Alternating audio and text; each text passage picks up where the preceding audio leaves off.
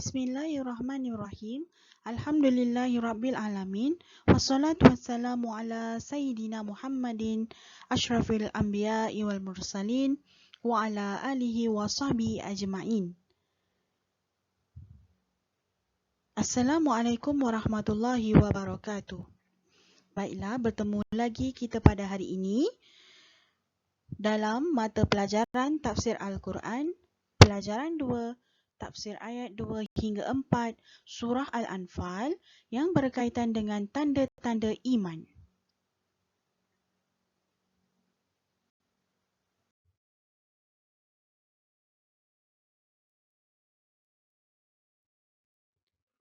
Baiklah, murid-murid dikehendaki membaca ayat 2 hingga 4 Surah Al-Anfal dengan bertajwid. Murid-murid juga boleh tekan pada link yang disediakan untuk mendengar dan mengikuti bacaan Surah Al-Anfal ayat 2 hingga 4 berserta dengan maksudnya.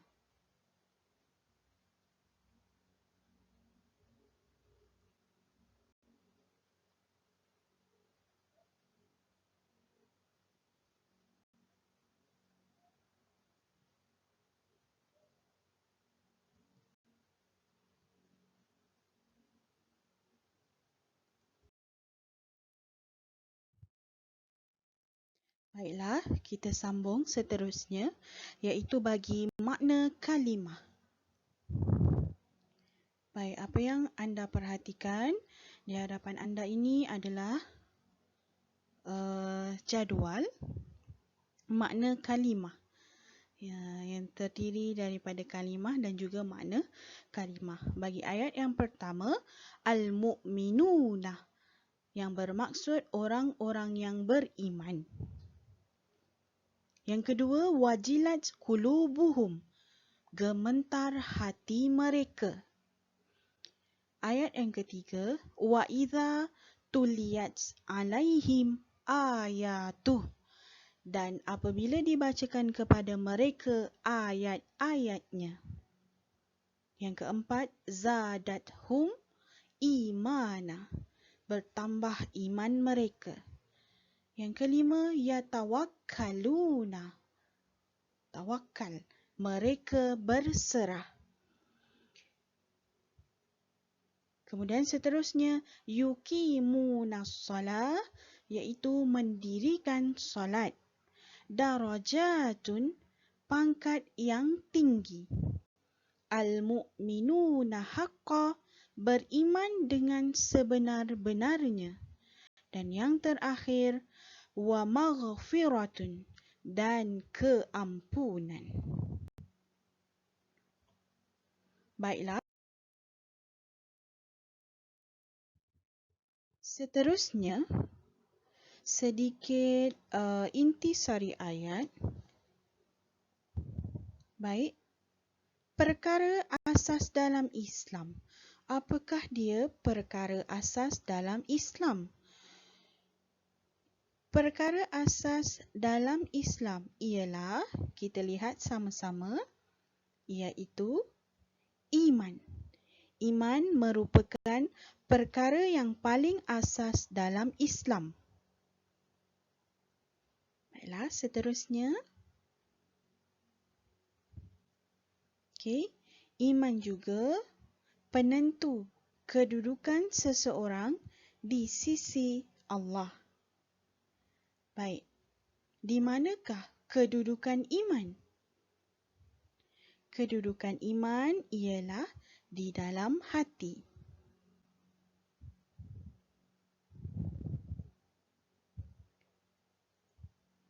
Baik, kedudukan iman adalah di dalam hati dan tidak boleh diukur dan dinilai oleh orang lain. Okey, perkara asas dalam Islam ialah iman. Dan iman merupakan perkara yang paling asas dalam Islam. Iman juga penentu terhadap kedudukan seseorang di sisi Allah. Kedudukan iman adalah di dalam hati dan tidak ada sesiapa pun yang boleh mengukur dan menilai iman seseorang. Baik, harap murid-murid faham ya. Baik, seterusnya maksud iman menurut Imam Nawawi. Murid-murid boleh lihat pada muka surat 12. Maksud iman menurut Imam Nawawi. Mari kita lihat sama-sama apa dia maksud iman. Yang pertama, membenarkan menerusi hati, ikrar menerusi lidah, dan beramal menerusi anggota. Baik, berdasarkan kepada pengertian tersebut, asas kesempurnaan iman itu mestilah mengandungi ketiga-tiga perkara ini. Iaitu apa tadi? Membenarkan menerusi hati, ikrar menerusi lidah, dan beramal menerusi anggota. Baik, jika salah satu daripadanya tiada, bermakna iman seseorang itu masih lagi belum sempurna dan masih lagi perlu diusahakan. Okey. Baik, seterusnya. Baik, kita sambung. Tahukah anda terdapat 5 tanda-tanda iman yang terkandung di dalam ayat 2 hingga 4 surah Al-Anfal. Baik, kita lihat sama-sama. Ada 5 tanda-tanda iman. Yang pertama, bila disebut nama Allah, gemetar hatinya. Yang kedua, jika dibaca ayat Al-Quran, bertambah imannya. Yang ketiga, bertawakal hanya kepada Allah. Yang keempat, solat. Dan yang kelima, membelanjakan harta ke jalan Allah. Baik, ini merupakan 5 tanda-tanda iman yang terkandung dalam ayat 2 hingga 4 surah Al-Anfal. Baik, penerangannya di muka surat sebelah. Mari kita lihat sama-sama.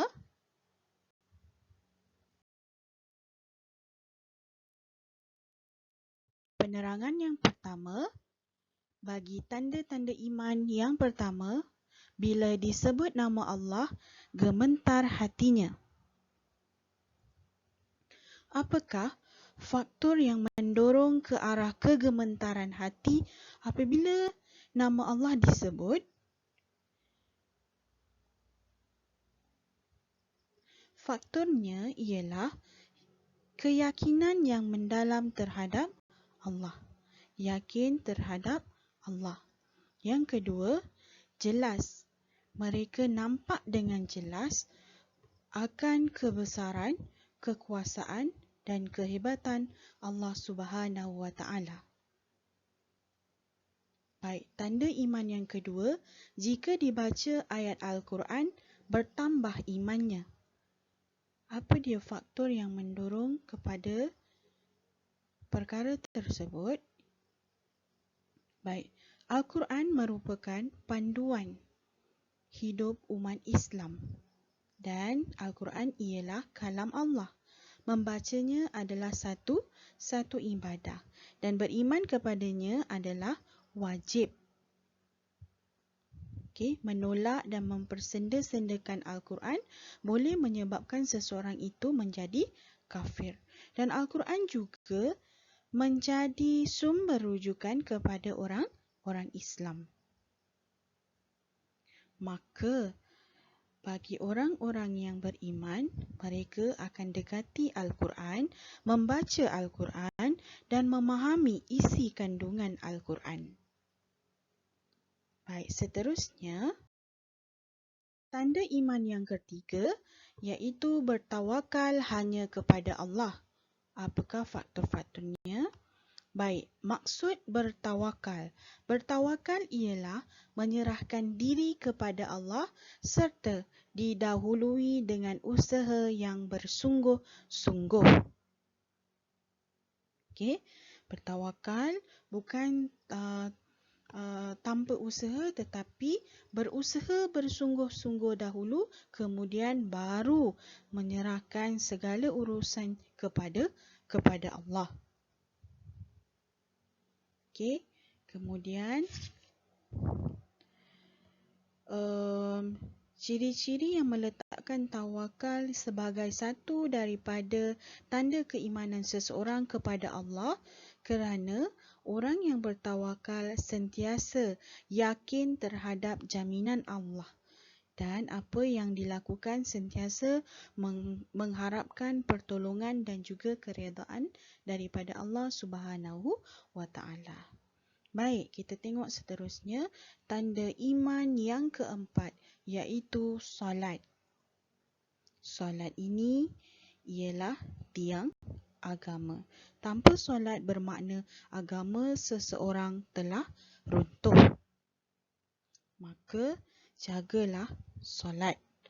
Jaga waktu solat, solat di awal waktu, solat dengan khusyuk dan juga penuh keikhlasan. Dengan solat juga dapat mencegah diri daripada melakukan perkara-perkara yang keji dan mungkar. Seterusnya, tanda iman yang kelima iaitu membelanjakan harta ke jalan Allah. Baik, konsep harta dalam Islam adalah milik dan juga kepunyaan Allah. Segala apa yang ada di muka bumi adalah kepunyaan Allah. Baik, dan harta tersebut perlulah dibelanjakan pada jalan-jalan yang diredai Allah.